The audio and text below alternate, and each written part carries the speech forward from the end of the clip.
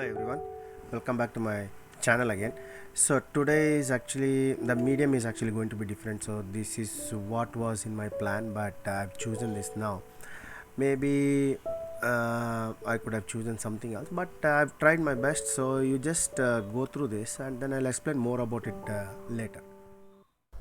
Before we continue, if you are new to this channel, hit that like button and please subscribe and share with your friends so that it helps YouTube algorithm to reach more people.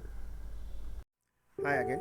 So today's painting is actually going to be oil pastel painting. So which I've done one. If you really want, you can actually go back maybe a year ago. I think it was. I think that was even longer, and then it was a little bit more detailed compared to the one which I've done now. It has taken a little bit lesser time compared to the previous one, which is the waterfalls. So now I've chosen very simple waterfall, but just try to concentrate on highlights and shadows, but that's fine. The main reason you might have to struggle is if water represents just, if falling water is just white, either because of the light falling on it or otherwise the color of the water itself. So you have to keep those things in mind.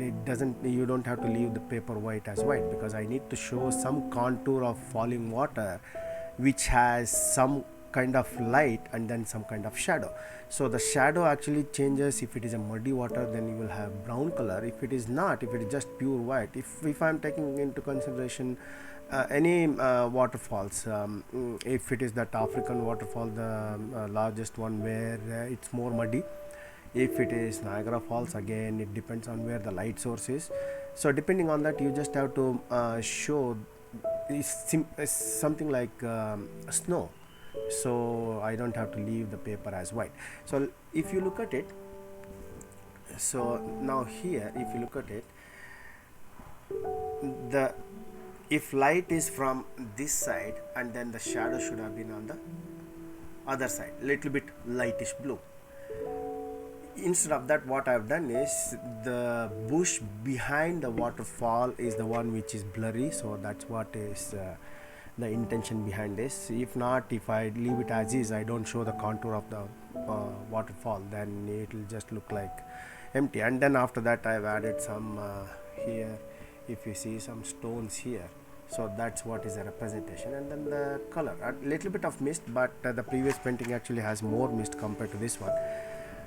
Try it out. This the oil pastel that I've used are artist oil pastels, very smooth. If you are using student grade oil pastel, I would suggest try to put more pressure for blending. If not, for the smaller areas, you can see that I've used the cotton swab, so that's one thing you need to remember. Somewhere you need to put a little bit more pressure depending on the oil pastel that you are using. Try this out and see for yourself. Main thing is try to concentrate on highlights and shadows and the structure of the bushes itself. So at least from 4 to 6 feet, they'll look more believable than a two-dimensional. So that's the main intention out of this painting. So try this out and let me know how it turns out for you, or otherwise just watch it for your enjoyment. I'll see you in some other video.